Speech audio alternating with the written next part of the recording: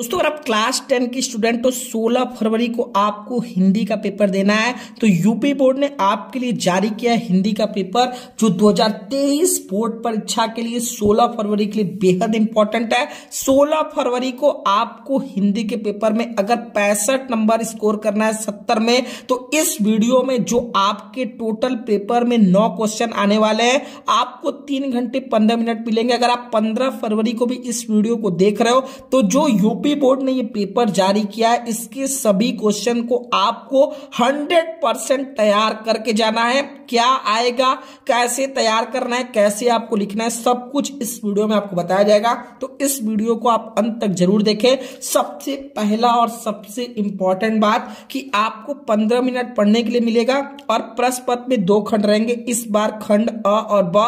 खंड अ का जितना भी आपका जवाब रहेगा, ठीक है, आपको इस बहुविकल्पी क्वेश्चन में इसका जवाब, ये 20 क्वेश्चन है, 20 जवाब यहां पर आपको देना है, ठीक है। बाकी आपका जो रहेगा उसको आपको अपनी कॉपी में लिखना है। आपको ओएमआर सीट पर अंकित किए जाने के पश्चात उसे काटे नहीं, यानी जब भी इस गोले को आपको भरना है बहुत ही ध्यानपूर्वक जैसे यहां पर भरा है इसी तरीके से भरना है, क्योंकि एक कंप्यूटराइज चेक होगा। अगर थोड़ा भी इधर उधर करे तो आपको नंबर नहीं मिलेगा। अब जो सबसे इंपॉर्टेंट बात है कि बहुविकल्पी प्रश्न खंड अ, ये आपका 20 नंबर का आएगा। तो चलो देखते हैं यूपी बोर्ड ने जो आपके लिए पेपर जारी किया है उसमें वो कौन से 20 क्वेश्चन है और आप कितने क्वेश्चन का जवाब आ रहा है, ठीक है। जैसे यहां पर प्रश्न संख्या 1 है, बाबू गुलाब राय किस युग के लेखक है? तो बाबू गुलाब राय शुक्ल युग के लेखक है। चिंतामणि किस विधा की रचना है? चिंतामणि एक निबंध है। गबन किसकी रचना है? आप सभी को पता है, प्रेमचंद, मुंशी प्रेमचंद। शुक्ल युग की समय विधि आपको बताना है। शुक्ल युग की समय विधि 1919 से 1938 तक। नेक्स्ट क्वेश्चन है, नीर का निर्माण फिर किस विधा की रचना है? ये एक आत्मकथा है। नेक्स्ट क्वेश्चन, सबसे पहले इस वीडियो को लाइक कर दो क्योंकि पूरे यूट्यूब पर सबसे पहले मैं यूपी बोर्ड ने जो जारी किया है उसका विद सॉल्यूशन एक एक क्वेश्चन कराने वाला हूं। प्रश्न संख्या 6 है, प्रिय प्रवास किस युग की रचना है? इसका देख लेते हैं ऑप्शन कौन कौन सा दिया। प्रिय प्रवास किस युग की रचना है? आपका भारतेंदु युग, प्रतिवादी युग, छायावादी, द्विवेदी युग। तो द्विवेदी युग ये आपका बिल्कुल सही है, ठीक है। नेक्स्ट क्वेश्चन है, मधुशाला किसकी रचना है? मधुशाला हरिवंश राय बच्चन की रचना है। भारत भारती किसकी रचना है? मैथिली शरण गुप्त की रचना है। आधुनिक काल कब से कब तक है? 1843 से अब तक है। नेक्स्ट क्वेश्चन है, मतीराम किस युग के कवि है? ठीक है, आपको बताना है मतीराम किस युग के कवि है। तो रीति काल के। 10 क्वेश्चन तो आपको एमसीक्यू दे दिया, लेकिन जो आपका व्याकरण सेक्शन है उसको भी एमसीक्यू में कर दिया है। जैसे यहां पर देखो प्रश्न संख्या 11 से 20 तक व्याकरण में आ जाएगा। जैसे हास रस का स्थायी भाव, तो हास रस का स्थायी भाव हास है। नेक्स्ट क्वेश्चन, क्वेश्चन नंबर 12 है। इसमें आपको बताना है कि इस पंक्तियां में कौन सा अलंकार है। तो जो भी स्टूडेंट को इसका जवाब आ रहा है कमेंट बॉक्स में आप सभी बताओ। 13वां क्वेश्चन है, रोला छंद में कुल कितने चरण होते हैं? आपको बताना है रोला छंद में कुल कितने चरण होते हैं? 4 छंद होते हैं, ठीक है। नेक्स्ट क्वेश्चन है, आकर्षण शब्द में किस उपसर्ग जो आपका पहले लगता है? तो आकर्षण शब्द है तो आकर्षण में उपसर्ग आ हो जाएगा। अब यहीं पर आपको प्रत्यय के कितने भेद है? तो आप सभी को पता है, बार बार बता चुका हूं, प्रत्यय के 2 भेद है। पीतांबर में कौन सा समास है? कर्मधारय समास है।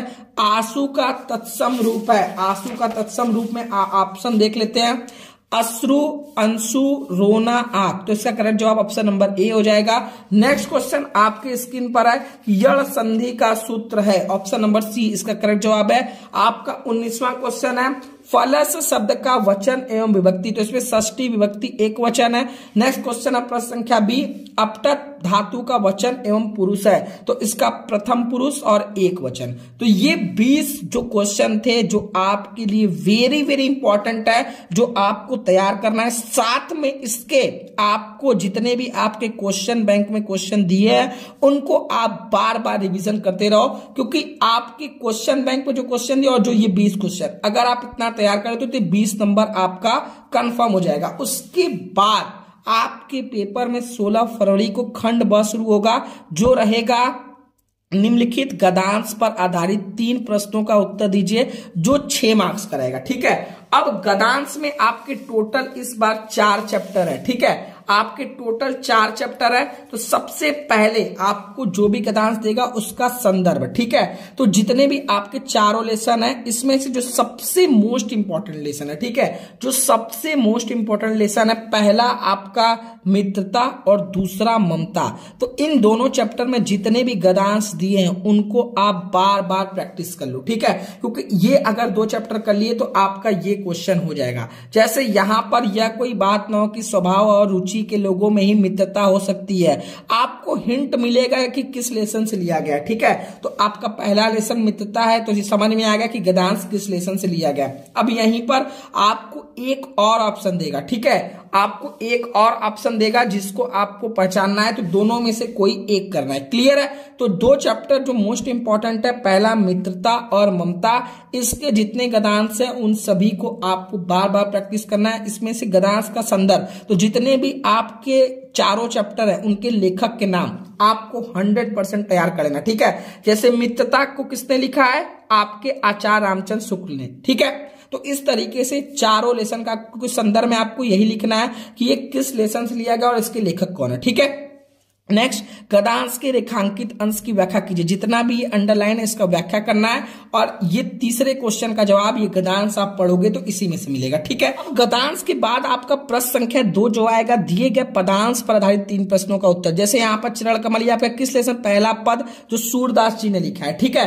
तो इस तरीके से आपके जितने भी पद वाले चैप्टर में, काव्य खंड में, पाठ का नाम और लेखक का नाम आपको हर हालत में तैयार कर लेना है। और पहला चैप्टर और जितने भी चैप्टर हैं उन सभी में जो 2-3 साल आपका आया है उन सभी को बार बार एक बार प्रैक्टिस कर लेना, क्योंकि पदांश का संदर्भ, तो आपको पाठ का नाम, लेखक का नाम तैयार रहेगा तो आप संदर्भ लिख लोगे, फिर रेखांकित अंश की व्याख्या, और फिर आपको कौन सा अलंकार है, ठीक है। अब इसके बाद प्रश्न संख्या 3 जो वेरी इंपॉर्टेंट है, जो संस्कृत से आएगा, गद्यांश में से किसी एक का संदर्भ सहित हिंदी में अनुवाद करना, ठीक है। अब इसमें वेरी वेरी इंपॉर्टेंट चैप्टर, पहला जैसे यहां पर ये वाराणसी चैप्टर से लिया गया है, ठीक है। अब वहीं पर दूसरा जो संस्कृत के गद्यांश के लिए मोस्ट इंपॉर्टेंट चैप्टर है, आपका भारतीय संस्कृति, ठीक है। आपका 6वां लेसन आपका भारतीय संस्कृति, क्योंकि ये भी जो आपका मानव जीवन संस्करण संस्कृति, ये भी आपका भारतीय संस्कृति से लिया गया है। तो ये 2 लेसन के अगर आप जितने भी गद्यांश है उनको प्रैक्टिस कर लेते हो, और आपको जितने भी आपके 7 चैप्टर हैं उन सभी का पाठ का नाम तैयार रहना चाहिए, क्योंकि इसमें आपको संदर्भ सहित हिंदी में अनुवाद, तो आपको पहले पता रहना चाहिए कि प्रस्तुत गद्यांश हमारी पाठ्य पुस्तक के किस लेसन से लिया गया है, ठीक है। तो आपको पाठ का नाम तैयार रहना चाहिए। और 2 सबसे इंपॉर्टेंट पाठ है जो गद्यांश के लिए, वाराणसी और आपका भारतीय संस्कृति, ठीक है। इसमें आपको एक देगा, दिए गए संस्कृत पदांश में से किसी एक का संदर्भ सहित हिंदी में अनुवाद कीजिए। तो यहां पर जो सबसे मोस्ट इंपॉर्टेंट चैप्टर जो लास्ट में जीवन सूत्राणी है, ठीक है, पदांश के लिए, वो वेरी वेरी इंपॉर्टेंट चैप्टर है। यहां पर भी आपको 2 दिया है, ठीक है, जिसमें से आपको एक करना है, ठीक है। तो ये आपको तैयार करना, जैसे लास्ट में सर्वे भवन्तु सुखिनः, तो ये भी आपका जीवन सूत्राणी से लिया गया है। तो इसी को आपको इस चैप्टर के जितने भी आपके पदांश वाले क्वेश्चन है उन सभी को तैयार कर लेना, ठीक है। इसके बाद प्रश्न संख्या 5, अपने पठित खंडकाव्य के आधार पर निम्नलिखित प्रश्नों में से किसी एक प्रश्न का उत्तर दीजिए। तो इसमें से, इसमें झ तक दिया है, तो इसमें आपको पूरा क्वेश्चन में नहीं करना है। आपको जो जिले में आपके है, जैसे अगर आपका मेवाड़ मुकुट है तो खंडकाव्य के द्वितीय सर्ग लक्ष्मी का सारांश लिखिए, या फिर मेवाड़ मुकुट खंडकाव्य के आधार पर दौलत का चरित्र चित्रण, यानी दोनों में से एक करना है। तो जो भी आपके जिले में खंडकाव्य है इसको आप देख लो, इसमें जो क्वेश्चन दिया है बस आप उन्हीं 2 क्वेश्चन को तैयार कर लो, आपका एक काम हो जाएगा। क्लियर है?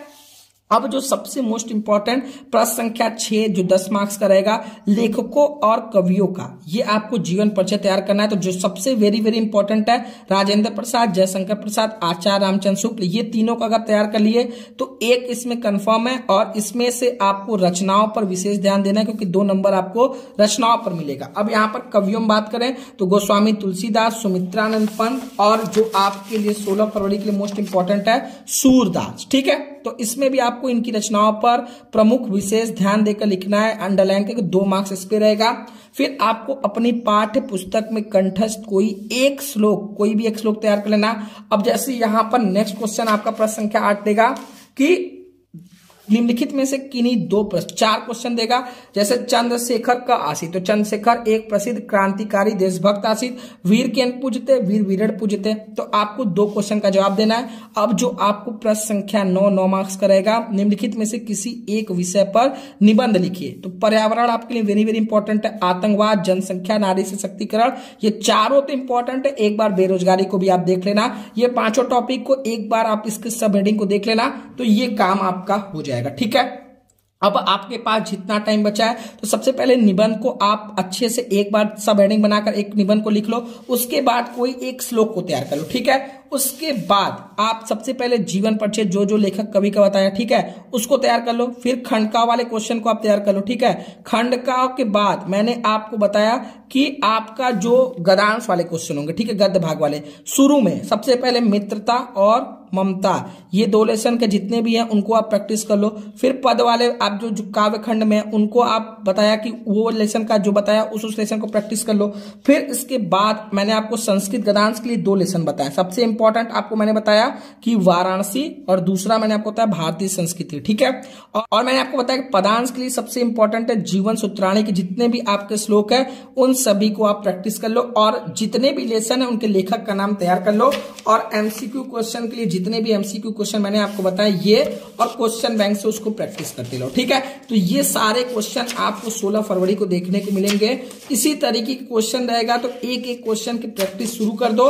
ऐसा कुछ भी नहीं है जो आप नहीं कर सकते, बस जो मैंने बताया और जैसे बताया इसी तरीके से आपको एक एक क्वेश्चन का जवाब देना है। ये पेपर यूपी बोर्ड ने जारी किया अपने वेबसाइट पर, तो मेरा ये फर्ज था कि जो पेपर यूपी बोर्ड ने जारी किया इसमें से जरूर क्वेश्चन आएंगे, तो आपको एक एक क्वेश्चन को बता दूं कौन कौन सा क्वेश्चन आएगा और क्या क्या इसका सॉल्यूशन होगा। अगर आपको ये वीडियो पसंद है, वीडियो को लाइक करो। अगर इसी तरीके से आपको सभी विषयों की आखिरी एग्जाम तक तैयारी करना है तो आप हमारे ब्रह्मास्त्र बैच में जुड़ सकते हो, जिसकी अभी फीस सिर्फ 199 रुपए है।